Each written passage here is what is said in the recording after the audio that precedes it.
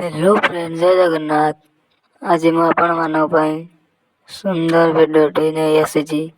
ଆପଣମାନେ ଯଦି ଦେଖିବାକୁ ଚାହୁଁଛନ୍ତି ତାହେଲେ ଭିଡ଼ିଓଟିକୁ ଲାଇକ୍ ସବସ୍କ୍ରାଇବ୍ କରିଦେବେ। Start now. ଆଜି ଆପଣମାନଙ୍କୁ ମୁଁ କହିବି କାହାକୁ ନିନ୍ଦା କଲେ କ'ଣ ହୁଏ।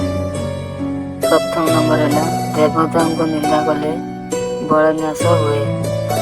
ଦ୍ୱିତୀୟ ନମ୍ବର ହେଲା ବ୍ରାହ୍ମଣଙ୍କୁ ନିନ୍ଦା କଲେ କୁଳକ୍ଷୟ ହୁଏ। 3 ନମ୍ବର ହେଲା ଭାଗବତକୁ ନିନ୍ଦା କଲେ ପ୍ରାଣୀ ନର୍କରେ ପଡ଼େ। 4 ନମ୍ବର ହେଲା ମାଙ୍କୁ ନିନ୍ଦା କଲେ ଜନ୍ମ ଜନ୍ମ ଧରି ରୋଗୀ ହୁଏ। 5 ନମ୍ବର ହେଲା ପିତାଙ୍କୁ ନିନ୍ଦା କଲେ ସର୍ପ ମୁଖରେ ପ୍ରାଣ ଯାଏ। ଯଦି ଆପଣମାନଙ୍କୁ ଭିଡ଼ିଓଟି ଭଲ ଲାଗିଥିବ ତାହେଲେ ଚ୍ୟାନେଲଟିକୁ ଯଦି ନୂଆ ଆସିଛନ୍ତି ଲାଇକ୍ ସବସ୍କ୍ରାଇବ୍ ଏବଂ କମେଣ୍ଟ କରିଦେବେ। ମୋଟିଭେସନାଲ ଅଜୁ।